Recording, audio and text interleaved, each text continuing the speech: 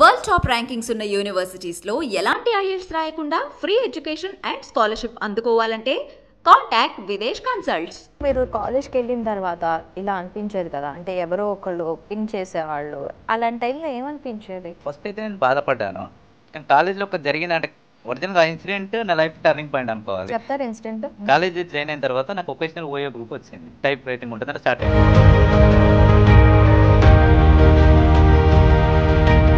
వాళ్ళు ఏం చెప్పారంటే నా ఫింగర్ చిన్నగా ఉంటాయి, ఎందుకు నాకు ఇష్టమైన దాంట్లో ఫీల్డ్ చేయకుండా మీరు బలవంతంగా ఎందుకు ఇస్తారు. 1 year కష్టపడి ఆ జైత్యాల డివిజన్ అని టైప్ రైటింగ్ అయ్యేళ్ళు ఫస్ట్ వచ్చాను. కోపం ఉందా ఆయన మీద మీకు? కోపము ఒకందుకు కోపం ఉంది, ఒకందుకు లాభం ఉంది. ఎందుకంటే నాలో ఉన్న ఇడెన్ టాలెంట్ బయటకు తీసింది ఆ ఈడ్చ భక్తులే. నేను పొట్టిగా ఉన్నాను అని ఎప్పుడూ అనిపించలేదా? ఎప్పుడైతే నేను ఏం సాధించలేనో అప్పటి వరకు అయితే ఎందుకు ఇలా పుట్టాను, అందరిలాగా పుట్టి ఉంటే బాగుంటుంది, అందరు నన్ను ఒక టాయ్ లాగా లేకుంటే ఒక అప్పుడు అనిపించింది, దాని తర్వాత అనిపించలేదు. ప్రతి దగ్గర మీకు కొంచెం ప్రాబ్లమ్స్ వస్తూ ఉంటాయి 100% వర్క్స్ చేసుకోవడంలో. మరి మీకు వచ్చేసరికి మ్యానుఫ్యాక్చర్ డిసెబిలిటీస్ ఏమైనా మీకు చాలా ప్రాబ్లమ్స్ ఉంటాయి. అంటే నేను అడ్జస్ట్ అయ్యి చేసుకుంటాను అంత. అందుకనే ప్రతి ఒక్కరి ముందు చెప్తాను, ఎవరు నా ముందు నిలబడ్డా తల వంచుకొని మాట్లాడాలి, నేను ఎవరి ముందు మాట్లాడా తల ఎత్తుకొని మాట్లాడాలి. దళిత బట్టి ఓకే, మళ్ళీ దేవుడికి జన్మ అంటూ ఉంటే ఇలాగ పుట్టాలని కోరుకుంటాను. నమస్తే, వెల్కమ్ టు ఐడ్రీమ్. నేను మీ మాధురి. మనుషుల్లో చాలామంది కృషితో పైకి వస్తూ ఉంటారు. నాకు కృషి అంటే ఒక పాట గుర్తొస్తుంది. కృషి ఉంటే మనుషులు ఋషులవుతారు, మహాపురుషులవుతారు. ఈ సాంగ్ ఉంది కదా, ఆ సాంగ్కి తగ్గట్టుగానే నా ఎదురుగా ఉన్న పర్సన్ ఒక నిలువెత్తు అనలేను, కానీ నిలువెత్తు నిజంగా అంత ఎత్తు లేకపోయినా కూడాను అంతటి మహానుభావులే. తను చాలా కృషి, చాలా స్ట్రగుల్స్ చేసిన తర్వాత ఒక స్టేజ్ కంటూ రాగలిగారు. అసలు చిన్నప్పటి నుంచి తన జర్నీ ఎలా ఉంది, ఇప్పుడు తను ఎలా ఉన్నారు, ఇవన్నీ డీటెయిల్గా అడిగి తెలుసుకుందాం. హలో శివలాల్ గారు, ఎలా ఉన్నారు? బాగున్నాను, మీరు ఎలా ఉన్నారు? చాలా బాగున్నాను. ఆ తర్వాత ఎప్పుడు అన్స్టాపబుల్ స్క్రీన్ తర్వాత మళ్ళీ నేను ఇప్పుడే మిమ్మల్ని చూస్తున్నాను. అన్స్టాపబుల్ తర్వాత అంటే ఇక తర్వాత షోస్కి ట్రై చేశాను కానీ ఇక్కడ అప్పటికి దొరకలేదు. ఓకే, అలాంటి షో అంటే ఇప్పుడు నాకు నెక్స్ట్ చాలా ట్రై చేస్తున్నా, శ్రీదేవి డ్రామా కంపెనీ. ఓకే, ఎక్కడైనా యాక్టింగ్లో ట్రై చేశారా? చేస్తున్నాను కానీ కరెక్ట్ వే దొరకట్లేదు. కరెక్ట్ వే దొరకట్లేదు. ఓకే, అయితే నేను అసలు మనం ఇదంతా ఇప్పుడు మీ లైఫ్ స్టైల్ గురించి మాట్లాడుకునే ముందు ఫస్ట్ అసలు మీరు ఎక్కడి నుంచి వచ్చారు, ఎలా స్టార్ట్ అయింది మీ జర్నీ? నేను పుట్టి పెరిగింది ఉమ్మడి కరీంనగర్ జిల్లా జగిత్యాల. ఓకే, ప్రజెంట్ జగిత్యాల జిల్లా అనుకోండి, ఇంతకుముందు అయితే ఉమ్మడి కరీంనగర్ జిల్లా. మాదొక పేద కుటుంబం. అంటే మీకు ఐడియా ఉందో లేదో తెలియదు, అక్కడ కరీంనగర్ నిజామాబాద్ అంతా బీడీలు చుడతారు, బీడీ కార్మికులు. నేను ఆ ఫ్యామిలీ నుంచి వచ్చినాను. నేను ఇంటికి పెద్ద కొడుకుని, మేము ముగ్గురం అన్నదమ్ములము. నేను ఒక్కని ఇలా ఉన్నాను, మిగిలినందరూ మీలాగా నార్మల్ గా ఉంటారు. మా మమ్మీ డాడీ కూడా నార్మల్ గానే ఉంటారు. మరి మీకెందుకు అట్లా? జీన్స్ ప్రాబ్లం వల్ల వచ్చింది. అంటే బిఫోర్ జీన్స్ అని అంటే బిఫోర్ ఎవరైనా ఉన్నారు ఇట్లా? ఎవరు లేరు. మరి ఎలా మీ వరకు ఎలా వచ్చింది? అది అంటే వాళ్ళందరూ జీన్సే ప్రాబ్లము. అప్పుడు ఆ టైంలో అంత టెక్నాలజీ కూడా లేదు. చెక్ చేస్తే కూడా జీన్స్ ప్రాబ్లం, దానికి ఏం ఒకరికి వస్తుంది, కొన్ని వేల లక్షల మంది ఒకరికి వస్తుంది. అలా మీ బాబుకి వచ్చింది, ఇక దాన్ని ఏం చేయలేము. అప్పుడంటే టెక్నాలజీ కూడా లేకుండే కదా, అలా అని. మరి స్కూల్ అంతా కూడా జగిత్యాల స్కూల్ చదువుకున్నాను. జనరల్గా ఏంటంటే నేను 10th వరకు నేను ఇలా ఉన్నా అని చెప్పి నాకు ఎప్పుడూ ఎక్కడ అంటే నాకున్న సర్కిల్ కానీ దోస్తులు కానీ ఉన్న చుట్టుపక్కల ప్రాంతాలలో కానీ ఎవరు ఆ ఫీల్ తేనియలేరు. 10th తర్వాత కాలేజ్కి వెళ్ళేసరికి ఆ ఫీల్ స్టార్ట్ అయింది నాకు. అంటే అందరు కామెంట్ చేయడము. అంటే 10th క్లాస్ వరకు మీరు నార్మల్ గానే ఉన్నారా? నార్మల్ గా లేను, ఇలానే ఉన్నాను. కానీ ఆ ఫీల్ ఎవరు నాకు అంటే అట్లాంటి కామెంట్స్ రాలేవు నాకు. ఓకే, కాలేజ్ తర్వాత ఎందుకంటే నేను అంటే అహాల్ నుంచి 10th వరకు ఒకటే స్కూల్లో చదువుకున్నాను. కాబట్టి నాతో ఉన్న వాళ్ళందరూ అదే అంటే వాళ్ళ ఉద్దేశం మీద నాకు తెలియదు, ఎప్పుడు ఆ ఫీల్ తెప్పియలేరు ఎవరన్నా. బయట అనుకున్నారు కాబట్టి నా ఫ్రంట్ ముందు అయితే రాలేదు. కాలేజ్లో చాలా మంది కామెంట్ చేశారు. వచ్చేవరకు ఆటోమేటిక్గా ఆ ఫీల్ వచ్చింది. నేను అప్పుడు మా పేరెంట్స్ని అడిగాను, ఎందుకు ఇలా పుట్టాను అంటే వాళ్ళు అంటే మా ఫాదర్ అయితే ఒకటే సమాధానం చెప్పాడు, మన తల్లి కడుపులో పుట్టిన వాళ్ళు అందరూ సమానంగా ఉండలేరు, మనకున్న 5 వేలే సమానంగా లేనప్పుడు ఒక తల్లి కడుపులో పుట్టిన 3 అన్నదమ్ములు ఎలా సమానంగా ఉంటారు అని చెప్పగానే నాకు అది ఎక్కడో కొద్దిగా తలిగింది. ఎందుకంటే అది కరెక్టే. ఇప్పుడు మనం పేరెంట్స్ని చేయలేము, అది దేవుడిచ్చిన ఒక రూపం. శాపమో వరమో తెలియదు. కానీ ప్రజెంట్ అయితే నేను వరం అనుకుంటాను, అప్పుడు శాపం అనుకున్నా. ఎందుకంటే ఈ రోజు ఈ స్థాయికి రావడానికి ఇదొకటి. అందుకే నేను అందరి ముందు చెప్తాను, we're not disabled person, we're the abled person. చాలా అది కాదు, నిజంగా చాలా ఇన్స్పైరబుల్ లైన్ చెప్పారు తెలుసా, not disabled person, able person. ఇలా ఉన్న వాళ్ళందరూ నిజంగా ఒక దీనికి ఏంటి అంటే, నేను అది మీకు చూస్తే అది మీకు ఇది అనిపించవచ్చు, కోపం రావచ్చు, బాధ కలిగించవచ్చు. ఒకసారి చూడంగానే కొంతమంది మీకు రోడ్ మీద వెళ్తున్నప్పుడు చూడంగానే కొంచెం నవ్వుతూ ఉంటారు. వాళ్ళకి ఏంటంటే అది కొంచెం కొంతమంది అపహాస్యం చేస్తూ ఉంటారు, కొంతమంది 10% మాత్రం కొంచెం మిమ్మల్ని ఎంకరేజ్ చేసే వాళ్ళు కూడా ఉంటారు.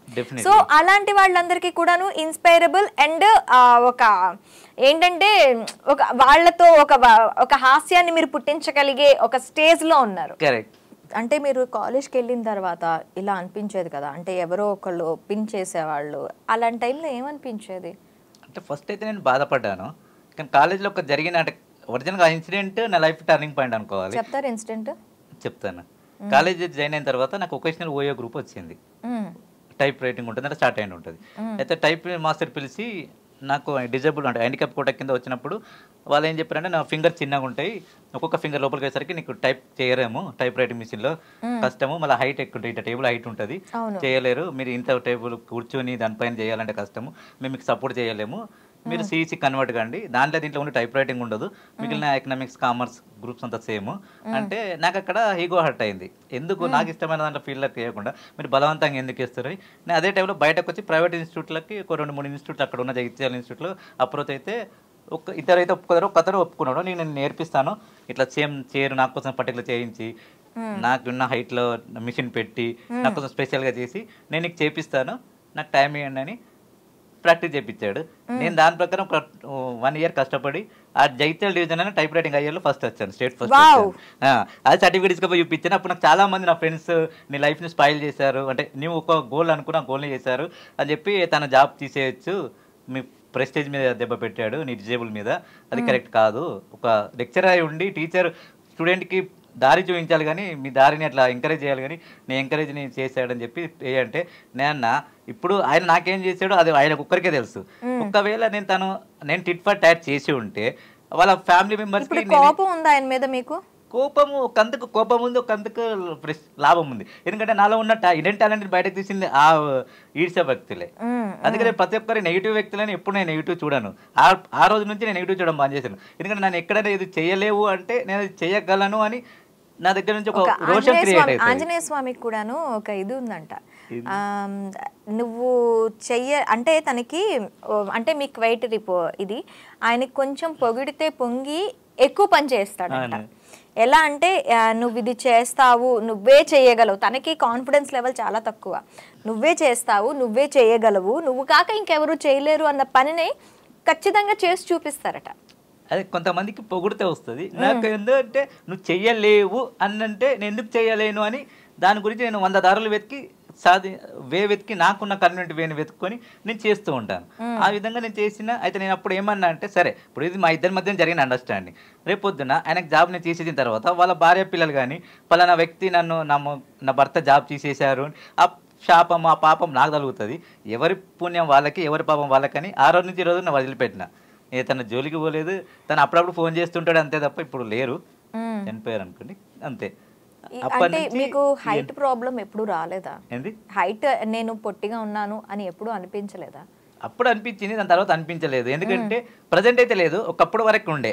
ఎప్పుడైతే నేను ఏం సాధించలేనో అప్పటి వరకు అయితే ఎందుకు ఇలా పుట్టాను, అందరిలాగా పుట్టి ఉంటే బాగుంటుంది, అందరు నన్ను ఒక టాయ్ లాగా లేకుంటే ఒక వింతగా ఎందుకు చూస్తున్నారు అన్న ఫీల్ వచ్చింది. తర్వాత నేను ఎట్లయితే ఇన్స్పైర్గా అంటే మోటివేషన్గా తయారయ్యానో అప్పుడు నేను సెలబ్రిటీలను తీసుకున్నాను. ఇప్పుడు ఒక సెలబ్రిటీ కూడా రోడ్డు మీదకి వస్తే 100 మంది చూస్తారు, ఆయన మీలాగానే ఉంటారు, మళ్ళీ హైట్ ఏం తక్కువ లేదు, అన్ని సమానం ఉంటాయి. హైట్ పర్సనాలిటీ ప్రతి ఒక్క megastar Chiranjeevi, Pawan Kalyan, Allu Arjun, Prabhas etcetera heroines కానీ చూస్తారు. మరి నేను సెలబ్రిటీ అనుకోవచ్చు కదా అని చెప్పి నేను అట్లా మోటివేట్ చేసుకొని వాళ్ళందరికీ నేను ఒకటి చెప్తుండే, మీరు అందరు చూస్తే చూడండి అని చెప్పి నేను ఇంకా ఫోటోలకు ఇస్తుంటే కామెంట్ చేసినా కామెంట్ చేయండి. ఇప్పుడు 100 మందిలో మంచి వాళ్ళని తిడతారు, ఒక హీరో నచ్చాడు, ఒక హీరో నచ్చాడు. కాబట్టి దట్ ఈస్ అంతే అని చెప్పి అదే విధంగా నేను అలా పాజిటివ్ తీసుకుంటే వెళ్ళిపోయాను అంతే. అయితే ఇప్పుడు ప్రతి దగ్గర మీకు కొంచెం ప్రాబ్లమ్స్ వస్తూ ఉంటాయి కదా వర్క్స్ చేసుకోవటంలో, ఎందుకంటే ఎవ్రీ మ్యానుఫ్యాక్చరింగ్ అనేది నార్మల్ పీపుల్కి మ్యానుఫ్యాక్చర్ చేస్తూ ఉంటారు. మరి మీకు వచ్చేసరికి మ్యానుఫ్యాక్చర్ డిసెబిలిటీస్ ఏమైనా మీకు చాలా ప్రాబ్లమ్స్ ఉంటాయి. అంటే నేను అడ్జస్ట్ అయ్యి చేసుకుంటాను అంత తప్ప. ఇప్పుడు హైట్ ఎక్కాలంటే జంప్ చేయడము అలాంటివి ఉంటాయి అంతే. ఇక నేను నాకు కన్వీనియంట్గా అడ్జస్ట్ అయ్యి నేను టేబుల్ అవన్నీ అడ్జస్ట్ చేసుకొని వర్క్ చేయడం తప్ప. అందుకనే ప్రతి ఒక్కరి ముందు చెప్తాను, ఎవరు నా ముందు నిలబడ్డా తల వంచుకొని మాట్లాడాలి, నేను ఎవరి ముందు మాట్లాడా తల ఎత్తుకొని మాట్లాడాలి. మీరు అందరూ తల ఎత్తుకొని చేసింది లేలే, ఎందుకంటే ఎవరి ముందు తల దించుకొని మాట్లాడాలి. That is my capability. ఎందుకంటే నేను తల దించుకొని మాట్లాడా నాకన్నా మీరు హైట్ తక్కువ ఉండాలి, అది ఇంపాసిబుల్ టు ఎలిబడి. ఇప్పుడు మీరు నా ముందు నిలబడ్డా మీరు తల దించుకొని మాట్లాడాలి, నేను మీ ముందు మాట్లాడాలంటే ఇట్లే మాట్లాడాలి. దట్ ఈస్ నన్ను తల ఎత్తుకొని చేసింది ఈ సొసైటీయే. అందుకని మళ్ళీ దేవుడికి జన్మ అంటే ఉంటే ఇలాగ పుట్టాలని కోరుకుంటాను నేను. ఎందుకంటే ఈ విధంగా ఉన్నందుకే నాకు ఇంత పేరు వచ్చింది, ఇంత స్థాయి వచ్చింది, ఈ గుర్తింపు వచ్చింది. లేకుంటే మీలాగా ఉంటుంటే మీరు 100 అవార్డు తీసుకున్నా ఒక్కరోజు పేపర్లు వస్తారు, ఒక్కరోజు టీవీలో వస్తాయి, రెండో రోజు ఈ మాధురి ఎవరో ఎవరికి తెలియదు. అంతే. ఒక చిరంజీవి కావచ్చు, ఎవరైనా ఒక సినిమా హిట్ అయితే ఒక 3 నెలలు గుర్తుంటాయి, 3 నెలల తర్వాత ఆయన మర్చిపోతారు, మళ్ళీ ఎవరు కొత్త హీరో వస్తే ఆయన గురించి గుర్తుంటుంది.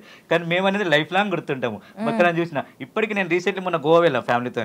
గోవాలో ఒక అబ్బాయి చూసి అక్కడ కన్నడ పేపర్లో నా ఆర్టికల్ వచ్చింది రీసెంట్లీ.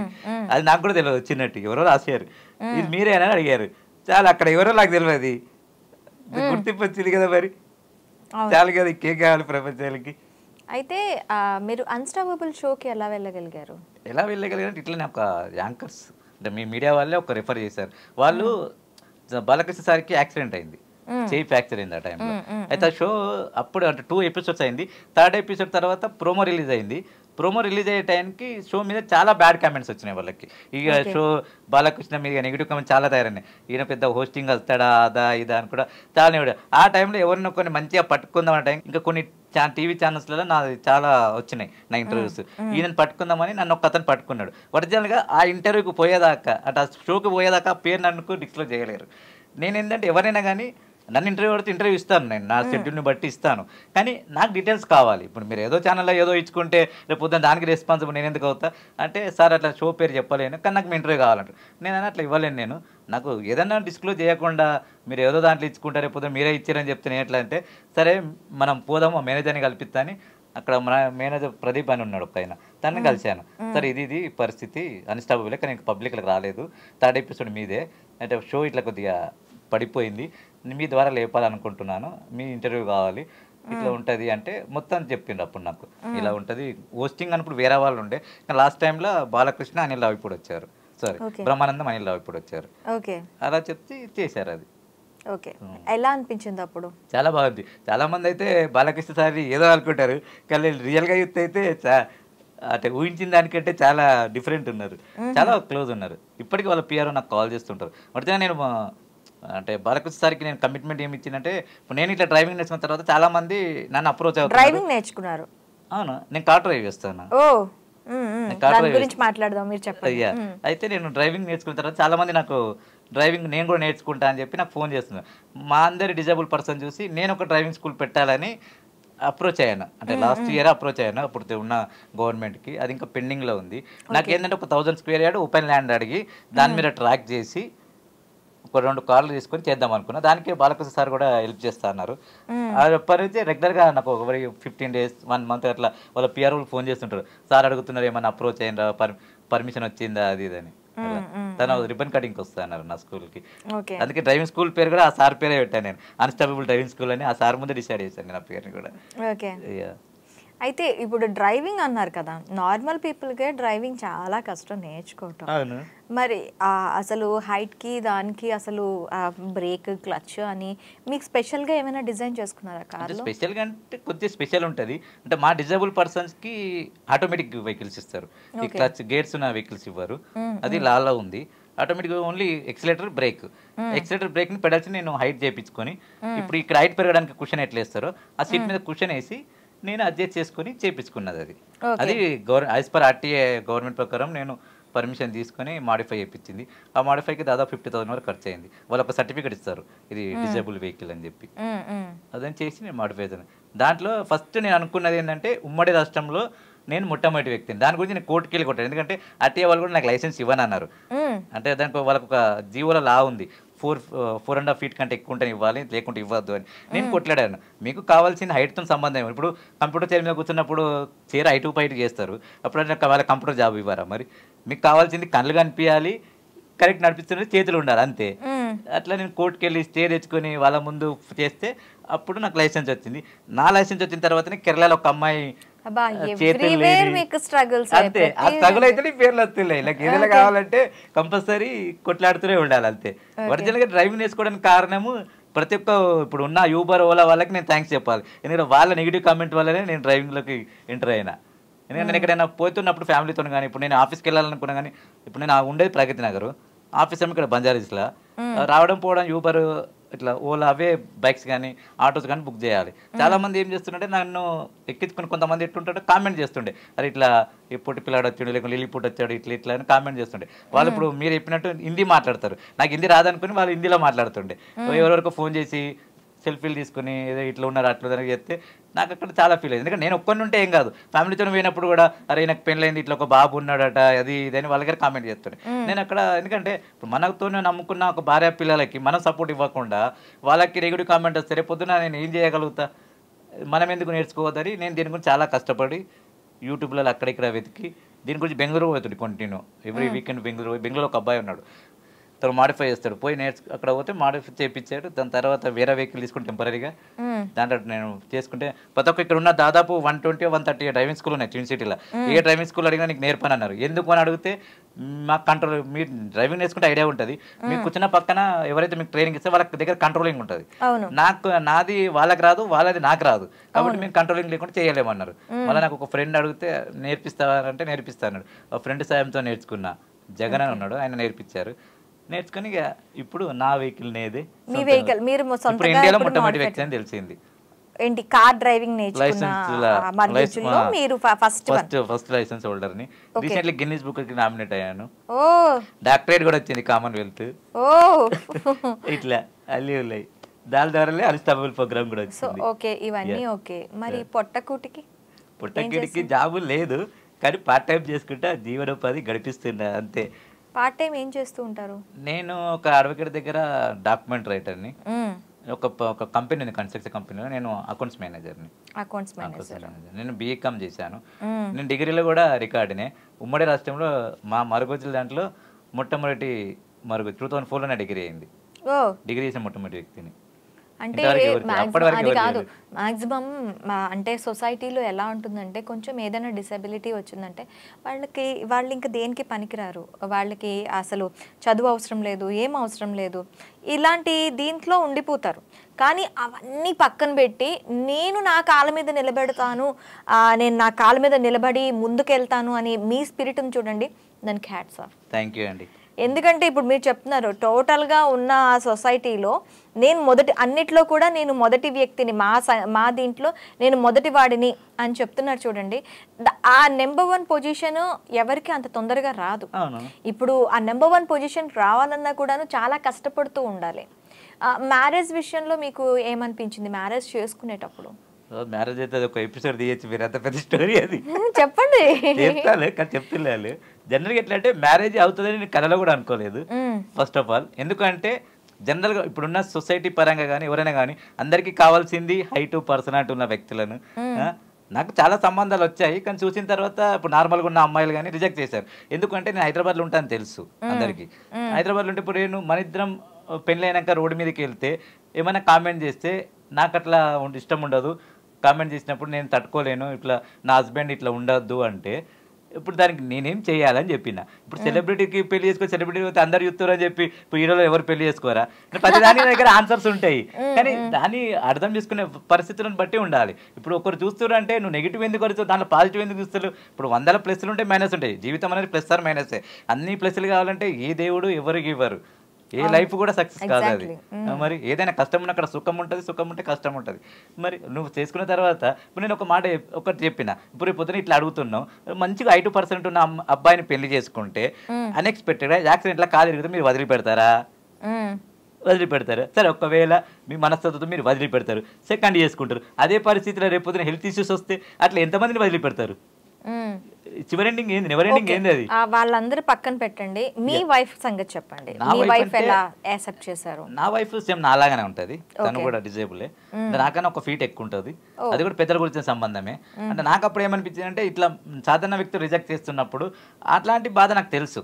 ఇప్పుడు డిజేబుల్ బాధ ఒక డిజేబుల్కి తెలుసు కాబట్టి నేను ఎందుకు సపోర్ట్ ఇవ్వకూడదు. తనకు కూడా చాలా సంబంధాలు వచ్చి రిజెక్ట్ చేశారట, మరి నేను ఎందుకు డిజేబుల్కి సపోర్ట్ ఇవ్వద్దు అని చెప్పి నేను యాక్సెప్ట్ చేశాను. వాళ్ళ ఇంట్లో కూడా వాళ్ళ బ్రదర్స్ వాళ్ళ అమ్మ నాన్న కూడా అడిగారట, మరి ఇట్లాంటివి చేసుకుంటే పొద్దున మీరు బయటకు వెళ్తే పరిస్థితి ఏంది, మీకు ఎవరైనా కావాలన్నా కానీ ఫర్ ఎగ్జాంపుల్ ఒక 1 kg 2 kg ఏమైనా వెయిట్ లేపాలంటే కూడా మీకు ఒక తోడు కావాలి, మేము లేపలేము ఇద్దరము, మాకు ఒక తోడు కావాలి.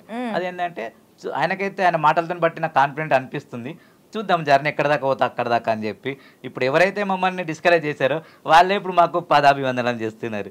దట్ ఇస్ చాలు అంతే వరిగా అంతే. ఇప్పుడు అదే చాలా మంది సామెత ఉంది కదా, కవర్ని చూసి బుక్ని చూసి కవర్ డిసైడ్ చేయొద్దు, లోపల మ్యాటర్ ఏముందో చూడాలి అంతే. అది సో ఇప్పుడు లైఫ్ జర్నీ ఎలా ఉంది? పర్లేదు, బాగానే ఉంది, కానీ ఇంకా ఏదో సాధించాలి అంతే. ఏదో సాధించాలి అంటే మీకు ఏ జోనర్లో ఎక్కువ ఇష్టం? ఎక్కడికి ఏం చేస్తే మీరు ఇంకా మీరు సాటిస్ఫై అవుతారని? అంటే అట్లానే ఏం లేదు. ఇప్పుడు సింపుల్ ఏంటంటే ఇప్పుడు నేను హైదరాబాద్ వచ్చి దాదాపు 25 years అయింది. నేను ఒంటరిగా వచ్చాను అంటే నేను పేరెంట్స్ ఉన్నప్పుడే, ఇప్పుడు పేరెంట్స్ అయితే లేరు, చనిపోయారు. పేరెంట్స్ ఉన్నప్పటి నుంచి 500 rupees హైదరాబాద్ వచ్చి ఈ రోజు ఈ పొజిషన్లో ఉన్నాను. బట్ ఇప్పుడు నాకు ఉన్నది నా బాబు, నా భార్య తప్ప. చిన్న బాబును 10 years old, 5th class చదువుతున్నాడు బాబున్నాడు. ఇప్పుడు నా ఫ్యామిలీకి నేను ఉన్నంత వరకు, నాకు ఒంట్లో శక్తి, నా ఆరోగ్యం వెళ్తూ బాగున్నంత వరకు నేను వాళ్ళకి ఏ లోటు రాకుండా చూసుకునే కెపాసిటీ, బాధ్యత అయితే నాకు ఉన్నది. రేపు పొద్దున నాకేమైనా అయితే వాళ్ళ ఫ్యామిలీ పరిస్థితి ఏంది, దానికి ఏదైనా సెక్యూరిటీ కావాలి. అయితే ఐఎమ్ ఆస్కింగ్ టు ఏదన్నా మంచి జాబ్ ఇవ్వండి గవర్నమెంట్ తరఫున, ఒక షూరిటీ టైప్లో. ఇప్పుడు ప్రైవేట్ జాబ్ అంటే ఇప్పుడు నాకు మీరు పరిచయం ఉన్నంత వరకు, మీరు ఉన్నంత వరకు, ఆ కంపెనీలో మీరు ఉన్నంత వరకు నాకు హెల్ప్ చేస్తే నాకు సపోర్ట్ ఇస్తారు. రేపు పొద్దున మేనేజ్మెంట్ చేంజ్ అయినా, లేకుంటే ఇంకెక్కడికైనా మీకు ఆఫర్ చేసినప్పుడు మేనేజర్స్ చేంజ్ అయినా, అప్పుడు నా పరిస్థితి ఏంది? ఇంకే ఇట్లనే వెతుకుతూ ఉండాలి ఇక లైఫ్ లాంగ్. ఈ రోజున్న పేషెన్స్ రేపు ఉండకపోవచ్చు, ఎందుకంటే ఏజ్ పెరిగిన కొద్దీ పేషెన్స్ ఉండే శక్తి కూడా ఉండదు. ఎంతగానో ఇట్లా లైఫ్ కొట్లాడుతూనే ఉండాలి, ఎక్కడొక దాని ఆగాలి కదా. ఇప్పుడు ఒక సాధారణ వ్యక్తి అయినా కానీ ఒక ఏజ్ వచ్చిన తర్వాత రిటైర్మెంట్ అయితే సెక్యూరిటీ జాబో, వాచ్మెనో ఏదో ఒకటి కూర్చొని జాబ్ ఇవ్వగలుగుతాం. మేము ఒక 2 kg కూడా వెయిట్ లేపలేము. మాకు రిటైర్మెంట్ అయినప్పుడు మాకు అంటే మా పిల్లల్ని పోషించడానికి సెక్యూరిటీ ఏంది, గుడ్ విల్ ఏంది? ఇప్పటికీ ఏం లేదు. ఏం చేయాలి మరి, ఎలా బతకాలి? ఇప్పుడు సాఫ్ట్వేర్ జాబ్లో కడితే ఎవరు ఏమి ఇవ్వలేమని చెప్తారు, 80%. ఇప్పుడేమో అందరూ ఇస్తామని చెప్పుకుంటున్నారు. ఇప్పుడు నా స్ట్రాటజీని చూసి ఇచ్చేది కాదు కదా, టాలెంట్ చూసి ఇవ్వాలి కదా. అందుకే నేను ప్రతి ఒక్కరిని కోరుకునేది ఏంటంటే మాలాంటి వాళ్ళని ఎంకరేజ్ చేయండి. ఇప్పుడు రీసెంట్లీ ఇప్పుడు రేవంత్ సార్ గవర్నమెంట్ మాలాంటి అమ్మాయికి జాబ్ ఇచ్చాడు. అట్లా చాలా మంది ఉన్నారు టాలెంట్ ఉన్న వాళ్ళని, అందరినీ ఎంకరేజ్ చేయండి. అప్రోచ్ అయ్యారా గవర్నమెంట్కి మీరు కూడా? ఇప్పుడు రీసెంట్లీ అంటే మొన్న పోతేనే, ఇప్పుడు ఎలక్షన్ కూడా ఉందని నేను పోవట్లేదు. అప్రోచ్ కావాలి ఇంకా, అంటే వే కరెక్ట్ దొరకదు. సార్ బిజీ ఉన్నారు. 2-3 సార్లు నేను సెక్రటరీకి వెళ్ళాను కానీ అపాయింట్మెంట్ దొరకలేదు. ఓకే, ఇక సార్ ఏమైనా చేస్తారని ఊపుతూనే బతుకుతున్నాను. కలిసిన తర్వాత ఎలా అంటే ఇంకా మీరు మూవీస్లో కూడా ట్రై చేస్తున్నారు కదా, మూవీస్లో ఎలా ట్రై చేస్తున్నారు? మూవీస్ అంటే ఇట్లానే చాలా ఎక్కడన్నా తెలిసిన వాళ్ళు ఉంటే వాళ్ళకి నా డీటెయిల్స్ పంపించడము అలా. మెయిన్ అయితే షోస్ వల్ల చేస్తే కొద్దిగా నాలాంటి వాళ్ళు, ఎందుకంటే ఇప్పుడు మాలాంటి మీరు చెప్పినట్టు చాలామంది డిజేబుల్ పర్సన్స్ కానీ మనస్ఫూర్తంతో చాలా డిజేబుల్ ఉంటారు, మేము ఇది చెయ్యలేము అని. అందరికీ గుండె ధైర్యం ఉండదు.